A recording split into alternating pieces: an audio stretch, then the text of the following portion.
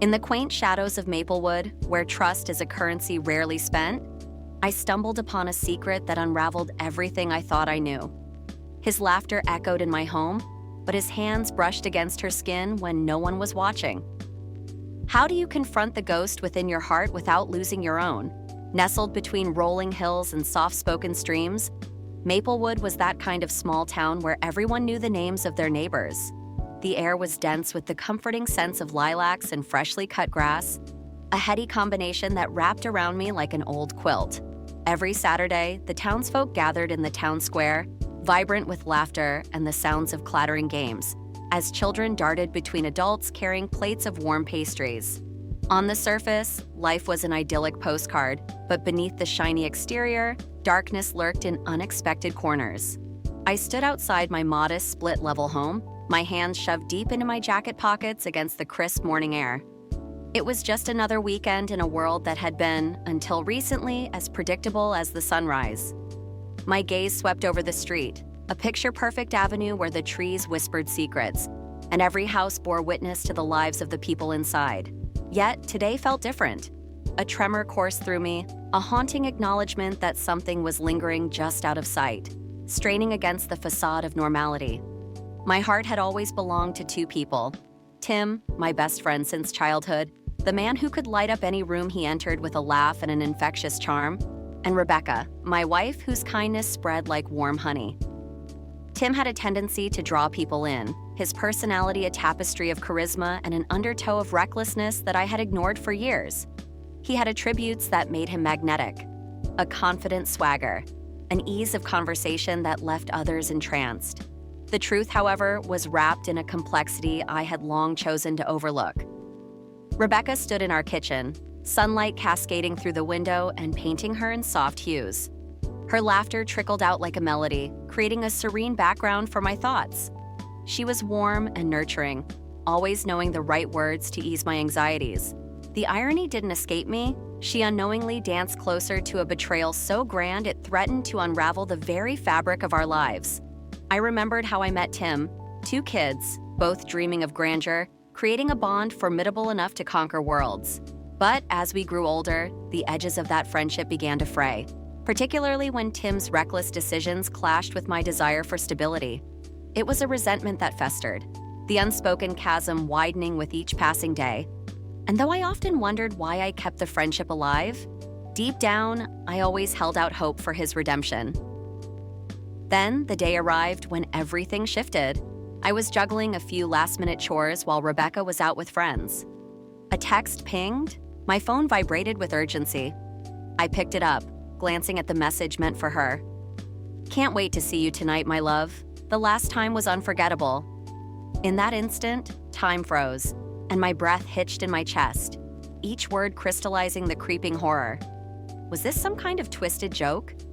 My heart raced, a rabbit trapped in a snare, the betrayal blurring lines I'd previously thought indelible. "Henry!" Rebecca's voice cut through my spiraling thoughts as she re-entered the living room, her bright smile contrasting sharply with the storm brewing inside me. "Are you all right?"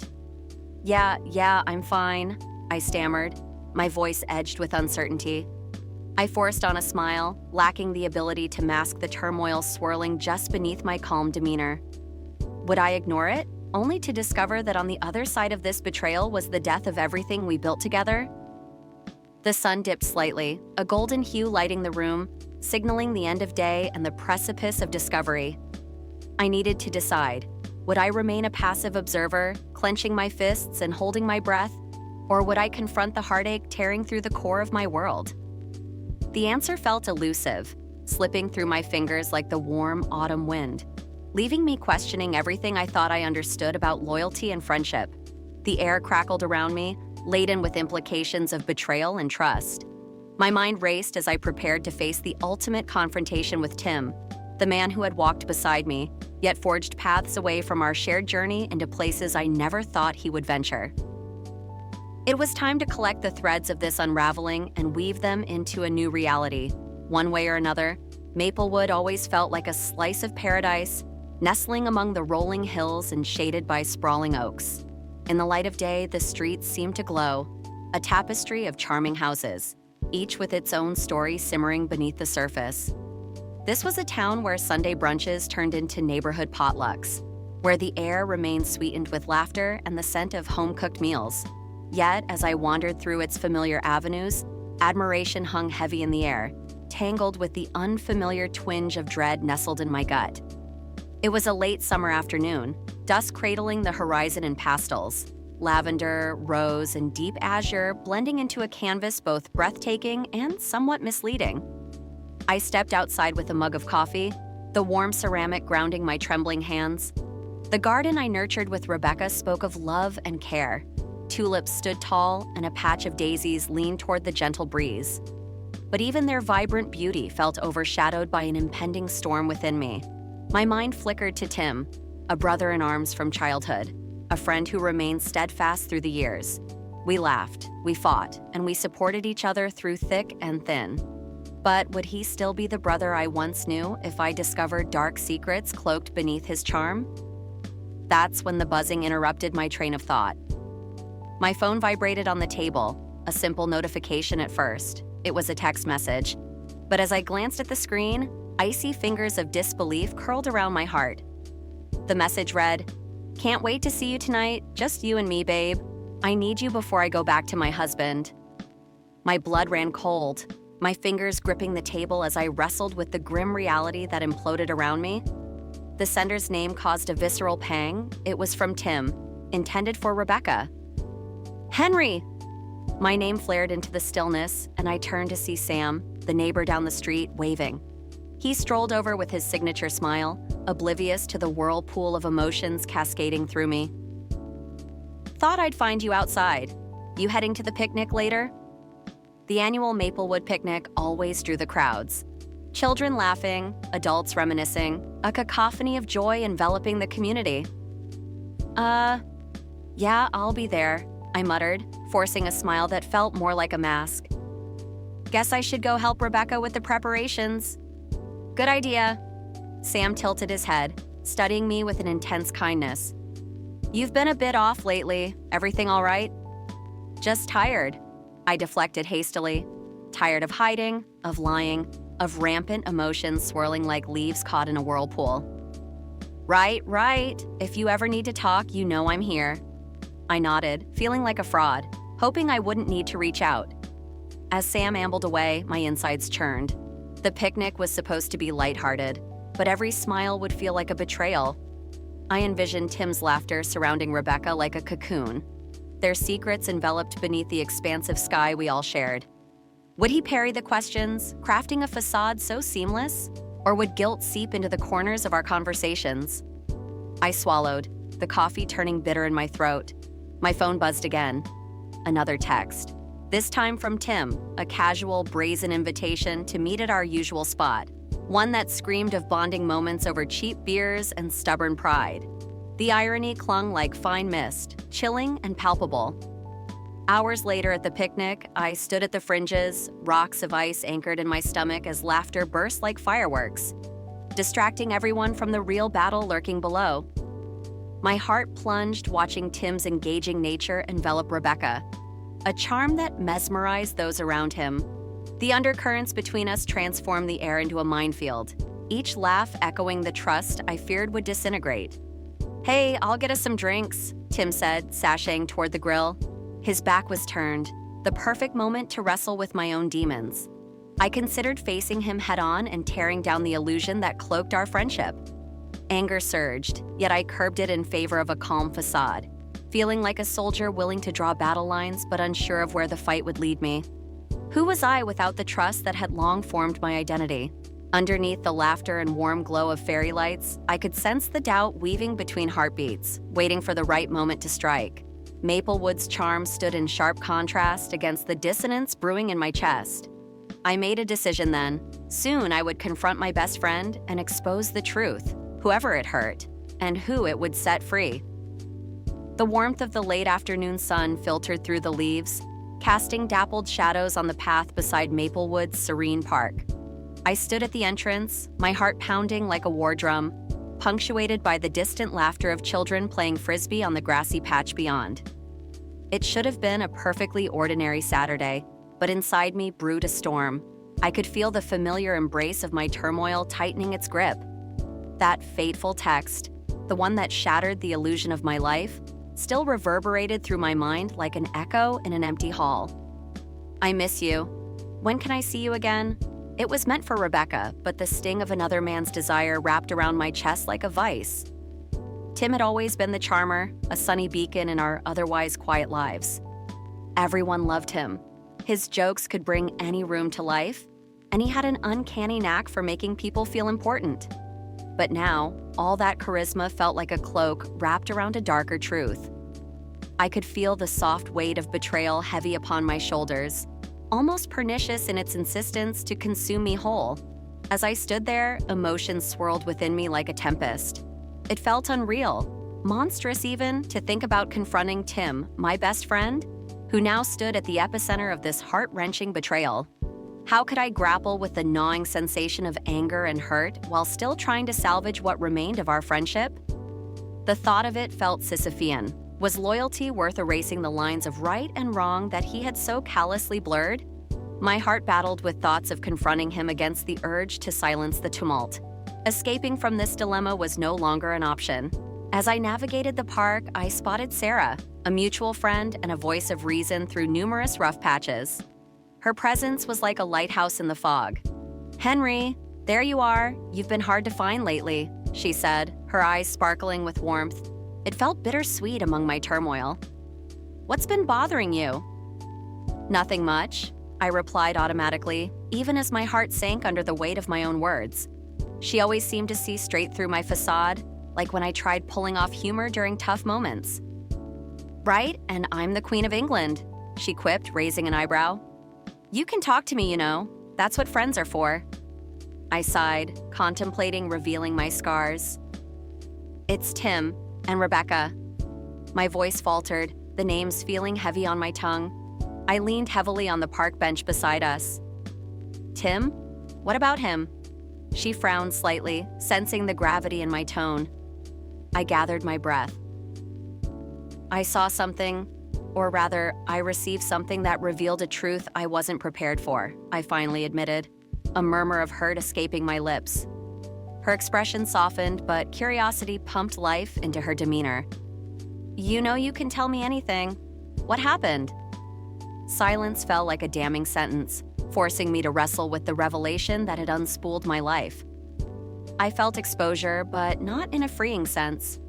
"He's seeing Rebecca, Sarah. I got a text that was meant for her, a text that shouldn't exist." Her gasped intake was a stark contrast to the simplicity of my confession. "No, Tim and Rebecca? Are you sure?" "Absolutely. It feels like a nightmare." I spat through gritted teeth. "But do I tell her? Do I confront him?" Her eyes mirrored the storm inside me. Confusion etched its way across her brow. "You have to think about this carefully, Henry. If you confront Tim, you risk losing your friendship with him.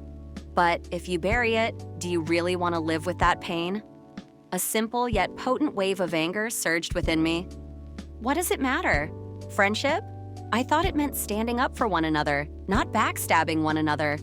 My frustration hung heavy in the space between us. "You're right," she conceded softly, wrapping her arms around her knees. "But you need to think about how this will affect you both and Rebecca. Sometimes, doing what's right can be the hardest path." The seeds of doubt festered in my mind. How was I supposed to sift through the tangled roots of personal betrayal, love, and loyalty without getting lost in an emotional labyrinth? Tim's face flashed in my mind, the last time we had laughed together buoyant at Mac's Grill, blissfully unaware of how he'd wormed his way into my wife's affection. Just then, I spotted Tim approaching the park, a wide grin plastered across his face, oblivious to the chaos he had set into motion. Each step toward me was laden with tension, a ticking clock full of unspoken truths and resolutions. My pulse raced as I felt the ground beneath my feet shift, and the distance between us, once marked by brotherhood, transformed into a chasm of uncertainty. I turned to Sarah, who watched me with an understanding gaze. "It's time, isn't it?" I whispered below the hustle of the park. "Whatever you need to do, I'll be here," she assured gently, the kindness in her voice grounding me against the tumultuous currents of impending confrontation. With a sense of gravity, I steeled myself.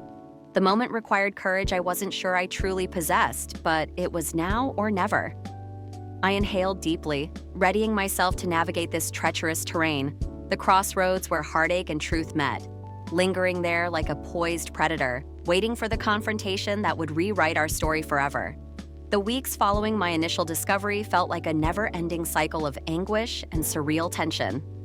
Every corner of my world transformed into a reminder of the betrayal lurking beneath the surface of my strained friendships. I would meet Tim for our usual weekend golf sessions, where once there was laughter and heartfelt camaraderie, now silence hung heavily in the air, an unspoken acknowledgement of the fissure that had formed between us. The gentle hum of the town around us seemed to mock my internal struggle, and I longed for clarity, for an escape from the confines of my turmoil. The scent of wet grass and freshly cut fairways filled my nostrils, yet I felt suffocated. Each swing of my club echoed my conflicted emotions, the grip tightening around the handle as if it could exorcise the bitterness churning inside me. We stood side by side on the green, Tim jovially bantering as if nothing bore weight on his conscience. I watched him laugh, golden sunlight casting a radiant glow on his face. But beneath that facade, I saw the truth that he had hidden from me, the once unbreakable bond of our friendship now entwined with guilt. "You okay, Henry?" Tim asked, concern lacing his voice, but all I could see were the hidden motives simmering beneath his charm. Was I truly okay, or was I merely a stage on which he performed? I feigned a smile, pushing back the tidal wave of pain that threatened to erase the years of memories we shared. "Yeah, just a little distracted," I replied, my voice steady but hollow. As the weeks wore on, I found solace in late-night drives through the quiet streets of Maplewood, trying to navigate the labyrinth of betrayal that had me ensnared. The neon glow of diner signs reflected off my windshield, illuminating the weight of my thoughts. It was one late-night drive, the moon hanging low in the sky, that propelled me toward an unexpected confrontation. I realized I couldn't let this continue any longer. A dark thought emerged to the forefront. Maybe it was time to protect what was mine. I knew I had to summon courage beyond what I'd ever thought myself capable of possessing. When I was alone with my thoughts, the rage simmered, emerging as darker shadows that reasoned with my heart. "You can't let him walk away unscathed, Henry," I whispered to myself, echoing the struggle between compassion and vengeance that waged within. But yet, fervent anticipation gnawed at my insides. What would I even say to him? Would I shatter our years of friendship with one explosive confrontation, or would I bear the unbearable, watching as he danced through life blissfully unaware? It was at Rebecca's parents' anniversary party that fate would force my hand. The glow of twinkling fairy lights softened the edges of the garden, and laughter floated like sweet music through the air. The unmistakable warmth of summer surrounded us, yet each smile I exchanged felt like a mask. Rebecca glided gracefully between conversations, her laugh warm and genuine, piercing through the fog of my internal conflict. There she was, my loving wife, unaware of the tempest brewing just a few feet away. Tim stood by the drink table, chatting merrily with some other guests. His laughter, infectious and carefree, tugged at me and twisted my stomach into knots. In that moment, every ounce of courage bubbled to the surface as I felt that I could no longer stand idly by, watching as my life crumbled under the gravity of his betrayal. The decision settled in me like a heavy stone. Confrontation was inevitable. As I approached him, my heart raced like a wild drum, the beats echoing in my ears, fueling the pounding tide of adrenaline. "Tim?" I said, my voice calm yet firm. He turned, the smile fading slowly from his lips as he registered the intensity in my gaze. "Hey, Henry." "What's up?" he casually asked, yet his demeanor held an edge of wariness. Beneath our friendly banter, I sensed he knew that I understood more than he had planned. In one sharp breath, I found the resolve to cut deep. "We need to talk," I replied, my voice firm as steel, devoid of the pleasantries that once defined our friendship. I led him away from the gathering, the sounds of revelry rapidly fading like a forgotten memory, the anticipation heavy between us. From the corner of my eye, I caught sight of Rebecca laughing, blissfully unaware of the storm brewing between us. When we reached a quieter corner of the garden, moonlight draped around us like a shroud. The fragile tendrils of the night cradled our tension, and I fought to keep my composure. "Henry, what's wrong?" His casual facade melted away, revealing the genuine concern I'd often trusted. Yet here we were, at an intersection defined not by our past, but by the betrayal that loomed like a dark shadow. "Stop pretending you care, Tim," I spat, my voice barely above a whisper, the air thick with unsaid truths. "You've crossed a line I never imagined possible." I felt the tremor in my heart as I struggled to hold back anger and sadness, pushing me against the wall of my own emotions. His brow furrowed in confusion for just a heartbeat before the recognition washed over him. "What are you talking about?" Tim's eyes darted, seeking a way out of the conversation, the realization flickering like a candle struggling to survive under a gust of wind. But I forged ahead. The truth surged forward like a tidal wave. "You and Rebecca." "I know about the affair," I confessed, voice shaking but resolute.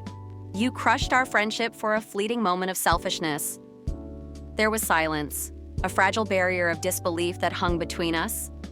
I watched as his face flickered with emotions, trying on guilt and indignation, fisting at his sides in protest. "It's not like that, Henry." "No," I interrupted, my voice raising now, fueled by shared history and raw anger. "You think she won't see you for who you really are? Or perhaps you want her to love the man who betrayed his best friend?" Tim took a step forward, an imperceptible shift conveying his vulnerability, and whispered, "You don't understand, Henry. I had something with her, something real." There it was, the betrayal wearing its claws, draping itself under the guise of love. In that instant, everything was unveiled. The distance between us shrank as raw emotions tangled in the air. The line separating friends from enemies blurred, and the passion for what was betrayed surged violently as Tim stepped closer, the unyielding heat palpable. Heart racing, I could feel the electric tension igniting the space around us, and for a fleeting moment, I wondered if we were dancing too close to the flames. Something primal drew us together, a shared history that evolved into toxicity. I fought against the conflicting impulses, grappling with the conflicting feelings of rage and regret spiraling around us, until our faces hovered inches apart. "You think you can come between us?" I snarled, rage laden in my words. And yet, something deeper rumbled beneath the surface, a whisper from that bond we once shared. The physical manifestations of our battle hung between us, charged with an unspoken truth that pushed boundaries. "Maybe she connects with me in ways you can't see," Tim shot back, his breath brushing against my skin, and I could feel every muscle in my body tense as temptation intertwined with betrayal. Every instinct screamed at me to back away from this precipice, yet the gravity of our conflict was heavier than fear. A whisper hung in the air between us, charged with unexpressed pain, love, and anger. The boundaries of betrayal blurring with the sheer physical proximity that tugged at the thread of our friendship. My heart raced even faster, the line of confrontation thickening with unspoken desires to hold on and let go. I searched for a resolution, an answer to how we got here and the depths to which our friendship had plunged. But as each passing moment thickened with tension poised to snap, my thoughts became chaotic, echoing a question I dared not voice. What happens when friendships breach the boundaries of trust and loyalty? What choice would I make in this labyrinth of emotions spiraling towards chaos? The night of the Maplewood Community Charity Gala arrived, casting the usual shimmering glow of this tranquil town in a surreal light, one that felt both inviting and foreboding. I stood at the entrance of the old community hall, the polished wooden doors leading into a sea of laughter, clinking glasses, and an undercurrent of tension that only I seemed attuned to. I could taste it in the air. The sweetness of betrayal hung around me like an unwelcome perfume. Rebecca was by my side, beaming, radiant in a flowing blue dress that accentuated her warmth. To everyone else, we were the perfect couple, a man who cherished his wife and a woman who illuminated the lives of everyone around her with her infectious joy. But inside me, an emotional cacophony brewed. Tim was here, mingling effortlessly, his laugh ringing a little too brightly in my ears as I recalled the secrets hidden behind his charming smile. As the night progressed, my heart raced, each beat a reminder of the confrontation I'd rehearsed in my mind but dreaded in my gut. I could feel Rebecca's hand on my arm, her soothing touch grounding me as I struggled with the weight of my decision. Every laugh I heard from Tim seemed to mock me, layering the already thick tension even further. Finally, the moment came when I could bear it no longer. "I need to talk to Tim," I said, my voice barely a whisper above the clamor around us. Rebecca smiled, oblivious to the storm brewing within me, and nodded. "Of course, I'll grab us some drinks," she replied cheerily, turning toward the bar. I gently disentangled myself from the crowd and found Tim in a quieter area of the hall, leaning against a post, holding a glass of whiskey, oblivious to the tempest circling my heart. He looked up as I approached, a welcoming grin on his lips. "Henry, good to see you, buddy. You made it." "Yeah, well," I took a depth-charged breath. "We need to talk, now." His smile faltered, an imperceptible shift in the atmosphere hanging between us like a taut wire, fraying at the edges. "Oh? What's up?" He feigned calmness, but I could see the flicker of concern in his eyes. I wanted to hurl my anger, my confusion, all the pain wrapped tightly around my heart, but instead I took a step closer, forcing my gaze to bore into his, seeking the truth in his deceptive demeanor. "I know about you and Rebecca, Tim." Stunned, he straightened, the smirk evaporating. "What are you talking about?"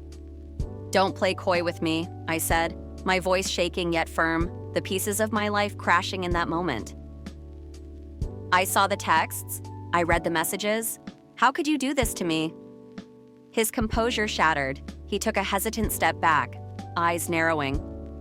"You don't understand?" "Oh, I don't understand," I interrupted, bitterness lacing my tone. "You're betraying me, Tim. You're tearing apart my life, and you want me to understand? Is that it?" The fight in him flickered as the realization dawned. There was no easy way out. "Henry, I didn't mean for it." "Didn't mean for it? You think that absolves you?" My fists balled at my sides, an instinctual recognition of innocence slipping away. My heart raced, not just out of fury, but fear, because even in this dark confrontation, we were still friends. Or at least we had been. I searched his face for a sign of remorse, but all I found was a man caught in a web of his own making. He stepped closer, the warmth of his body igniting an unexpected tension, a rush of emotions colliding painfully. "Listen, I care for her. Rebecca and I have something special." He looked into my eyes, and for a moment it felt like the air thickened between us, shifting dangerously into uncharted territory. I couldn't fathom the depth of his audacity. "Special?" I spat, incredulous. "You mean it was special to you while you were in my house, eating at my table, being my best friend? How special could it be?" His voice lowered, coaxing. "You don't understand the connection we have. Can't you see how we click? It's more than friendship." A visceral jolt forced me a step back. The desperation clawed at my chest, the tender betrayal mingling with his hurtful confession threatening to unravel me further. I could feel myself teetering on the edge, longing to yell, to fight. But instead, I stood frozen, battling within. Suddenly, he stepped even closer. In that moment, our faces inches apart, I caught a glimpse of anguish in his eyes, a blend of guilt and something dangerously close to longing. It was then, a flicker of nuance sliced through my anger. It was a vulnerability that, beneath the layers of betrayal, mirrored my own desperation for connection. "You can't do this, Henry," he urged, his voice shifting, low and intimate, a dangerous allure pulling me into that intimacy I never sought from him. I didn't want things to turn out like this. I thought we could find a way for this, for us. But what do you think our friendship means to me? My heart thundered as I wrestled with whether to concede to this unnecessary drawing together, an intimacy I couldn't bear to explore in this storm of heartbreak. I could almost taste the raw emotions, the caustic mix of betrayal interspersed with a confusing sense of longing. "You think I'd just stand by?" Tim's gaze softened, those familiar blue eyes glistening with something that made the overwhelming ache worse. "I never wanted this," he whispered. "Maybe I was wrong to ignore how much I feel for her, but I'm also not ready to lose you, Henry. You're my best friend." The silence stretched, so palpable that I could feel the universe teetering delicately around us. The invitation of his touch hovered in the air as my mind swirled in an intoxicating haze. A promise, a danger, a breaking point looming in our shared space. Finally, it clicked. "You need to stop this. Stop lying to yourself, to us. You have to choose, Tim. You can't have both. The weight of my words anchored us both, cutting through the confusion. His reply, a mere sound caught somewhere between denial and desire, is drowned out by the sharp realizations as I finally let go of the lingering affection that had twisted into resentment. The choice was clear. Either we reclaimed our friendship or let it shatter. The tension was electric, a shared confusion simmering beneath the surface. Tim poised to respond, and I, enveloped in this moment of reckoning, ready to sever those ties for good. As I stood there in the aftermath of the confrontation, surrounded by the whispers of our once tight-knit community, I was acutely aware of how the events of that night had irrevocably altered the landscape of our relationships. Tim had walked away, leaving an emptiness that felt heavier than betrayal itself. Despite the tumult that had erupted between us, the silence around me was suffocating, echoing the turmoil inside. I took a deep breath and made my way home, the sound of gravel crunching underfoot reminding me of the stability I once felt in my life. Now shaken, but not yet broken. When I finally entered our house, the familiar scent of Rebecca's pot roast infused the air, and for a moment, it gave me false comfort. I spotted her in the kitchen, bustling about, her back facing me. This was the woman who had called me her partner in life, her love, and my heart ached at the thought of shattering that world. "Hey, love," I called softly, trying to keep my voice steady as I approached. She turned toward me, her expression brightening, but a flicker of concern crossed her face as she sensed the heaviness I carried. "What's wrong?" she asked, resting her hands on the countertop, anticipation written across her features. I hesitated, the weight of my decision pressing down on me. I recalled the emotional confrontation with Tim, the way my anger had clashed with sorrow, pushing me to the brink. But now, facing Rebecca, a different kind of courage swelled within me. "I need to talk to you about something important," I began, the words hanging in the air, each syllable weighted with the fear of what this might mean for the two of us. As I laid everything bare, she listened intently, her eyes reflecting back the shock and betrayal. I could see her heart breaking in real time, and the urge to protect her from pain stung relentlessly. "I can't believe he would do that," she whispered, grief flooding her voice. But amidst this sorrow, there was something else. Understanding slowly dawning as she reached for my hand. "You did what you had to do, didn't you? You stood up for us." I nodded, feeling a sense of relief wash over me. We were both changed now. Her innocence had been shattered, and my perception of loyalty had evolved.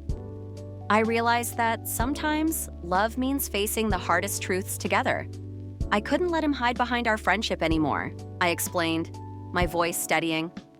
As Rebecca stepped closer, her warmth enveloped me like a lifeline. "Thank you for being honest," she said, her voice softening. For the first time in days, I felt hope. We embraced tightly, the air around us heavy with unspoken promises and the prospect of rebuilding what had almost been irrevocably lost. In that moment, with her heart next to mine, I learned that reconciliation was not just about confronting deceit, but celebrating the strength forged through honesty. Walking through the streets of Maplewood afterward, I noticed everything had shifted. The shadows of betrayal lingered, but they felt lighter now. The familiarity of our small town welcomed me back, but I stepped forward with a newfound clarity. I held on to the lesson learned. To face betrayal was to embrace personal growth. It was a path worth taking, painful yet liberating, opening doors to new beginnings and deeper connections. I resolved to cherish our love beyond pain, fortified by the shadows we had navigated together.